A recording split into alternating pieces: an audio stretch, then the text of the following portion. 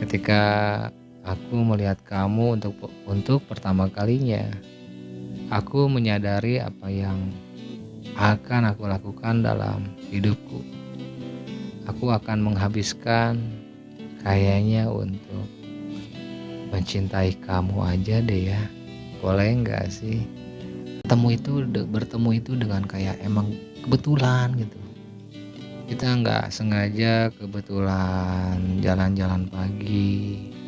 Kita nggak sengaja dan terus kebetulan bertemu atau ditemuin sama teman-teman, taunya ada cinta pertama di situ, atau enggak hal-hal yang lainnya yang bisa jadi bakalan jadi cinta pertamanya kamu gitu. Oh, ini cinta pertamanya aku gitu.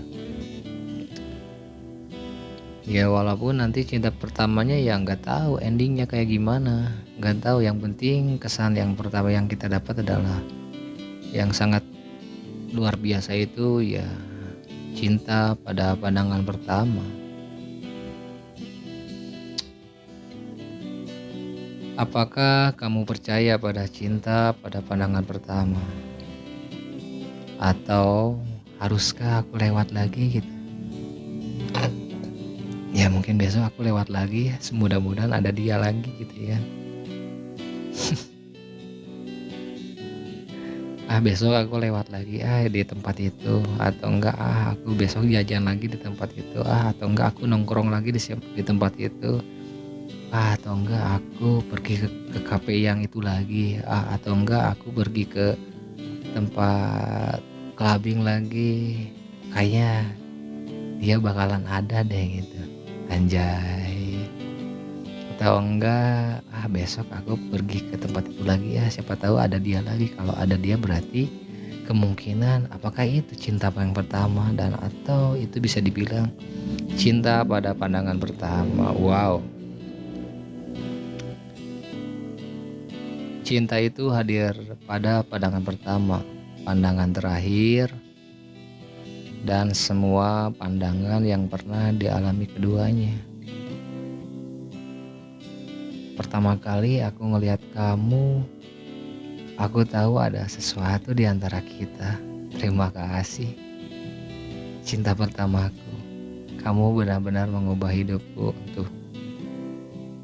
Saking takjubnya, saking dia mempesonanya, dia seseorang pasti ngucapin kayak terima kasih udah hadir, terima kasih udah mau berkenalan, terima kasih udah berkenan ngelirikin matanya, anjay.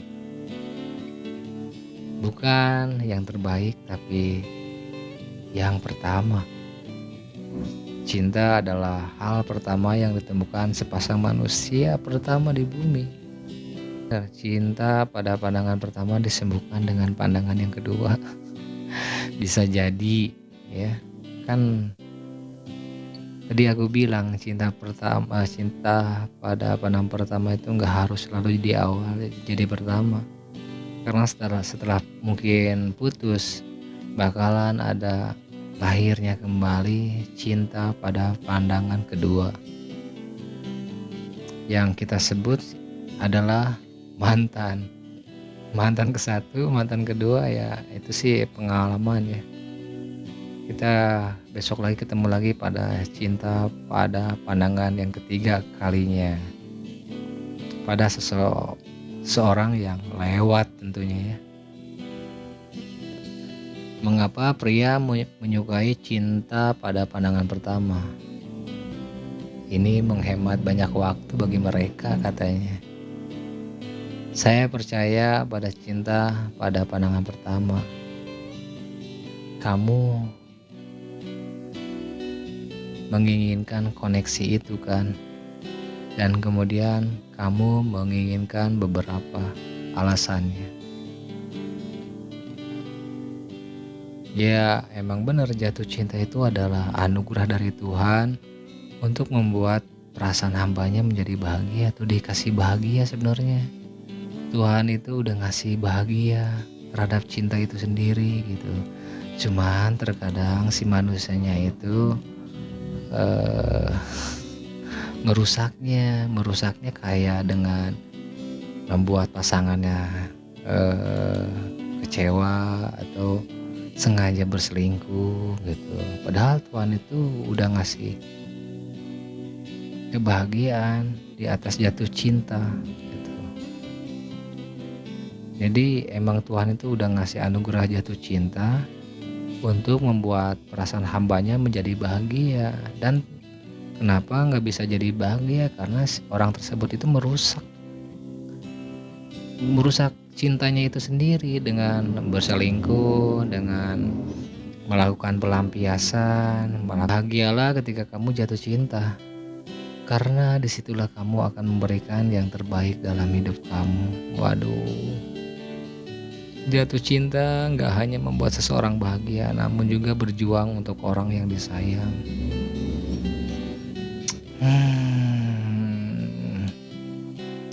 Tapi terkadang ketika lagi berjuang, malah dibercandain. Gimana dong? Jangan takut jatuh cinta karena kamu akan mengenali dirimu dari sisi lain, tuh.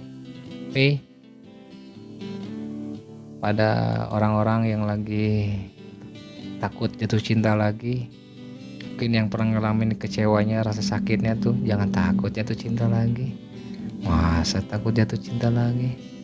Aku aja walaupun sedikit insecure, tapi aku nggak takut jatuh cinta lagi. Aku tetap suka sama orang yang, misalkan aku suka sama seseorang, ya aku suka aja sih, cuman nggak diomongin.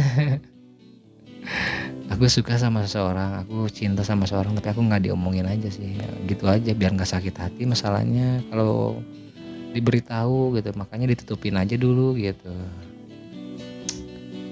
Terkecuali ketika nanti kita pelan-pelan ngedekatinya, terus ada responnya, baru kita berani buat mengatakannya. Gitu. Kayaknya ya seperti itu. Manfaatkan momen jatuh cinta untuk membuat hidup jadi lebih bermakna dengan seseorang yang kamu sayang. Jadi manfaatin tuh ketika kamu udah menyukai seseorang, terus udah dapet nih ceritanya, udah dapet nih. Udah kamu manfaatin, bukan manfaatin duitnya, bukan manfaatin materinya, bukan manfaatin kekayaannya, bukan manfaatin ketenarannya, bukan memanfaatin kepopulerannya, bukan. Tapi manfaatin dia yang di awal kamu tuh nyatain perasaan sayang sama dia dan akan ngejagainnya gitu. Jadi udah jagain, jangan kemana-mana lagi gitu. Jadiin dia bermakna banget buat diri lu gitu ya kan. Itu satu-satunya orang yang lu sayang banget gitu kan. Jangan dilepasin lagi kalau bisa ya. Kalau misalkan nanti lepas, ya nggak tahu juga gitu. Karena kita emang nggak tahu hari esok itu kayak gimana, kejadiannya bakalan kayak apa terjadi gitu, nggak pernah tahu. Kata-kata terakhir dari penutup story kata-kata cinta di malam hari ini. Cinta tidak berbentuk, namun cinta dapat dirasakan oleh hati. Cinta nggak butuh alasan, karena pada kenyataannya cinta hadir tanpa logika. Tetap bertahan meski sebenarnya tahu bahwa ia yang kau cintai nggak akan mungkin bisa menjadi milik kamu. Saat seseorang mencintai kamu, mereka nggak harus mengatakannya.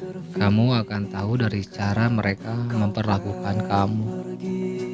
Jika kamu nggak memiliki alasan ketika mencintai seseorang, maka kamu nggak akan memiliki alasan berhenti mencintainya. Cinta itu dirasakan, bukan dipikirkan. Ia lebih butuh balasan daripada alasan. Untuk menemukan cinta sejati, dibutuhkan pengorbanan dan pengertian satu sama lain. Cinta sejati akan datang pada orang yang tepat di waktu yang tepat, termasuk pada pandangan pertama, dan itulah cinta pada pandangan pertama. Selamat malam, terima kasih. Sampai ketemu lagi di esok hari, di jam dan di hari yang random. Mohon maaf jika ada kesalahan apapun lah ya, kekurangan semuanya milik saya, kebodohan milik saya, kehilapan milik saya. Selamat malam, selamat beristirahat, dan assalamualaikum warahmatullahi wabarakatuh.